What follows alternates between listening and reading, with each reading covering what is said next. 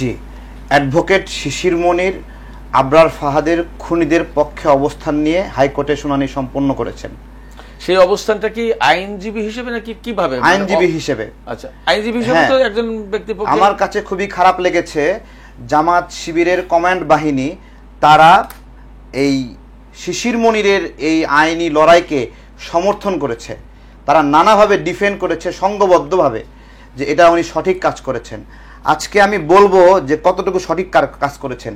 যে 7 জনের পক্ষে অবস্থান নিয়েছেন এর মধ্যে ছিল মেহেদী হাসান রাসেল, যে বুয়েট ছাত্রলীগের সাধারণ সম্পাদক ছিল, যে হত্যার নির্দেশদাতা। এরপরে ছিল মেহেদী হাসান রবিন, যে 3 অক্টোবর মিটিংয়ের মধ্যে তুলেছিল আবরার ফাহাদকে ডেকে এনে গেস্ট রুম করাইতে হবে। এরপরে নাম ছিল অমিত সাহা, যে হত্যার মূল পরিকল্পনাকারী। এইরকমভাবে 7 জনের নাম রয়েছে যারা হত্যায় সম্পৃক্ত। এখানে জামাত শিবিরের সংঘবদ্ধ কমেন্ট আমাদেরকে ডিফেন্ড করতেছিল যে এরা নির্দোষ। আমার কথা হলো, এরা যদি নির্দোষ হয়, এরা যে ছাত্রলীগের পদে ছিল, তাহলে শিবিরের এদের সাথে সম্পর্ক কি? নাকি এরাই শিবিরের লোকেরাই এই পদ এখানে ধারণ করেছিল? আমার প্রশ্ন, কেন তারা আজকে ডিফেন্ড করছে? আমরা যখন ধরলাম তখন শিশির মনির ফেসবুকে স্ট্যাটাস দিচ্ছে যে উনি হাইকোর্টের রায় যাই হোক আপিল বিভাগে কারো পক্ষে অবস্থান নেবেন না, এবং উনি বলেছেন যে হাইকোর্টের শুনানি করে ফেলেছেন। আমার প্রশ্ন, হাইকোর্টের শুনানি যে উনি করে ফেলেছেন, উনার এই শুনানির ফলে ছাত্রলীগের সাধারণ সম্পাদক রাসেল যদি তার ফাঁসির আদেশ থেকে চেঞ্জ হয়ে যাবজ্জীবন হয়, অথবা অমিত শাহর শাস্তি ফাঁসি থেকে যদি চেঞ্জ হয়ে যাবজ্জীবন হয়, আমরা শিশির মনিরের চামড়া তুলে নেব। সে এই হাইকোর্টের শুনানি করেছে, সে তো এখন সরে গেলে হবে না, এখনো সুযোগ রয়েছে। অ্যাফিডেভিট করে বক্তব্য প্রত্যাহার করতে হবে। আমরাও আইন আদালত কিছু বুঝি, আমরা এখনো আইন, আমি লতে পড়াশোনা করছি, এটা সুযোগ রয়েছে। উনি এটা প্রত্যাহার করেনি, উনি এখন বলতেছে উনি কোনো পক্ষ অবস্থান নেবেন না।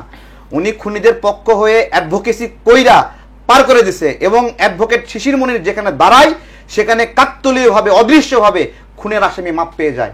100-র বেশি খুনের আসামির পিছনে উনি অ্যাডভোকেসি করে তাদের ফাঁসির আদেশ উনি যাবজ্জীবনে রূপান্তরিত করেছেন। এই যে উনি যে এখন বলছেন আপিল বিভাগে দাঁড়াবেন না, উনি আপিল বিভাগে দাঁড়ানো তো দূরের কথা, ওনাকে এই স্টেটমেন্ট, এই অ্যাডভোকেসি, ওনার যে বক্তব্য ছিল এই খুনিদেরকে নির্দোষ প্রমাণিত করার জন্য, এটা প্রত্যাহার করতে হবে। আপনি যে বলছেন যে উনি 100-র বেশি দোষীকে মুক্ত করার ব্যবস্থা করেছেন, এটা কি এই 5ই আগস্টের পরের সময়? এটা ওনার দেখেন, উনি একজন অনেক জনপ্রিয় আইনজীবী, ওনার সাকসেস রেটের কারণে। উনি কিভাবে সাকসেস হয় আমি জানি না, এবং আওয়ামী লীগের সময়েও ওনার সাকসেস রেট অসাধারণ। আওয়ামী লীগের সময়ে ওনার হাতে মামলা যাওয়া মানে কমপক্ষে আপনার হলো 3 মাস আগে জামিন হওয়া। এটা উনি কিভাবে করে জানি না, কিন্তু উনি করেন এটা, ওনার এই সক্ষমতা রয়েছে। এটা দিয়েই, এই জন্যই আওয়ামী লীগের যারা আছে সবাই গিয়ে ওনার পিছনে গিয়ে লাইন দিয়েছে যে উনি মানেই হলো জামিন, এবং তাই হচ্ছে। এবং এই আমরা তো বলছি এটা শুধু চেঞ্জ করুক, আমরা ওনাকে কিভাবে ধরি? জামাত শিবিরের কমান্ড বাহিনী ওনাকে রক্ষা করতে পারবে না। আমরা আপনার কাছে আরেকটা প্রশ্ন ছিল, আমরা দেখেন একসাথে রাজনীতি করছি, জামাত শিবির বিএনপির ভাইরা একসাথে রাজনীতি করছি, কিন্তু আবরার ফাহাদ হলো ভারতের আগ্রাসনের লড়াইয়ের যোদ্ধা, ভারতের আগ্রাসনের প্রথম শহীদ আবরার ফাহাদ। ওনার সাহস হলো কিভাবে? অমিত শাহ এই খুনের মাস্টার মাইন্ড, তার পক্ষে উনি অ্যাডভোকেসি করেছেন। এখানে ওনারা একটা মির্জা গালিব তিনি যুক্তি তর্ক দিয়ে প্রমাণ করেছেন যে শিশির মনির এই যে আইনি লড়াই করেছেন এটা সঠিক, এটা নাকি হক। ওরা আমাদেরকে হক শেখায়, তাহলে আজকে উনি এখান থেকে সরে আসার ঘোষণা দিল কেন? মির্জা গালিব হক নাকি শিশির মনির হক? তাদের দুইজনকে উত্তর দিতে হবে। সবচেয়ে কঠিন প্রশ্ন, যদি আদালতের রায় চেঞ্জ হয়ে ওদের ফাঁসির আদেশ মাপ কইরা যাবজ্জীবন হয়, শিশির মনিরকে কেউ বাঁচাতে পারবে না। আমরা তাকে সামাজিক যোগাযোগ মাধ্যমে সব জায়গায় অবাঞ্ছিত করব। উনি এই ক্ষতিটা করেছেন আমাদের। জি, আপনার কাছে আর একটি বিষয় ছিল যে আওয়ামী লীগের কাউন্সিলরদের সমর্থন নিয়ে সার্জিস হাসনাতরা চাইছেন তাদের সমর্থন। আপনি আসলে বিষয়টি যদি আর একটু খোলসা করেন, কি বিষয়টা? দেখেন, নতুন একটা রাজনৈতিক প্রক্রিয়া, জামাতের যারা, ওরা তো জামাত ছেড়ে চলে আসবে না। জামাত একটা সম্ভাবনাময় দল, এখন বিএনপির যারা, বিএনপির ছেড়ে চলে আসবে না। আমরা যারা 72 দল হাসিনার বিরুদ্ধে লড়াই করছি বছরের পরে বছর, আমরা তো ওখান থেকে সরে আসবো না। আমাদের টাইম রাজনীতিটাকে এনজয় করা। তাহলে নতুন যে একটা রাজনৈতিক দল হবে, ওইটাতে যোগ দিবে কে? ওটাতে যোগ দেবেই হলো আওয়ামী লীগের লেসপন্সাররা। আমরা তো যাব না সেখানে। আপনার কথা খুব পরিষ্কার। আমাদেরকে অফার করেছিল, আমাকে বলেছিল, আমি বলেছিলাম তোমরা এতগুলো ত্রাণের চাল সংগ্রহ করেছো, আমার এখানে আমি বড় একটা কিচেন করেছি, প্রতিদিন 15,000 মানুষের খাবার রান্না হয়, আমার চাল শেষ হয়ে গেছে, তোমার এখান থেকে 2 ট্রাক চাল পাঠাও। আমাকে বলেছে আপনি কি আমাদের রাজনীতি করবেন, তাহলে চাল পাঠাবো।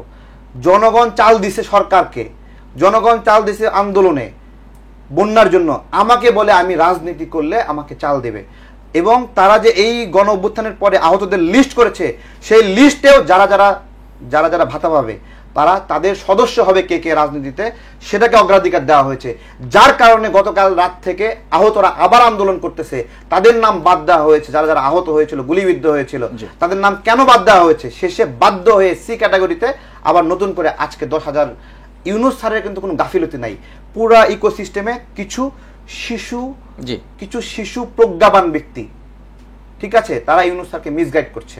শিশু সচিবের আবির্ভাব হয়েছে, সচিব বসে থাকে, পাশে একজন বসে থাকে, এই পাশে শিশু সচিব, ওই পাশে একজন শিশু সচিব, এই 2 শিশু সচিবকে লেখাপড়া শেখাচ্ছে নতুন করে। অদ্ভুত একটা অবস্থা সচিবালয়ের মধ্যে।